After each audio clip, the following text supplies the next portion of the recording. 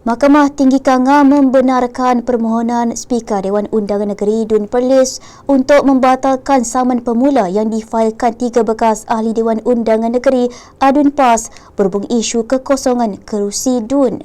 Keputusan dibuat Hakim Datuk Muhammad Abbas Zafri Muhammad Abbas. Hakim membuat keputusan selepas mendapati keputusan Speaker Dun Perlis Rusli Izan adalah muktamad, kebal daripada siasatan kehakiman dan tidak boleh dicabar di mahkamah. Ia selaras dengan perkara 72/1 Perlembagaan Persekutuan serta prinsip pengasingan kuasa. Mahkamah memutuskan bahawa keputusan Speaker untuk mengisytiharkan kekosongan luar jangka membabitkan kerusi preventif yang dibuat di bawah perkara 50A Fasal -3 Undang-Undang Tubuh Kerajaan Negeri Perlis adalah sah dan terangkum dalam pengurusan dalaman serta urusan teras Dewan.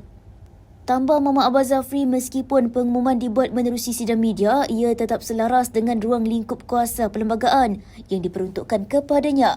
Muhammad Abbas Zafri berkata, mahkamah terikat dengan keputusan terdahulu Mahkamah Persekutuan.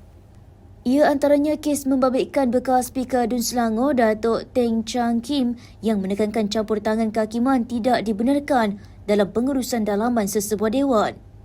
Pada 2 Januari lalu, bekas Adun Bintong Fakhrul Anwar Ismail, bekas Adun Gua Sanji Muhammad Izzuan Hashim dan bekas Adun Cuping Saad Seman memfailkan saman pemula bagi mencabar keputusan Speaker Dun Perlis.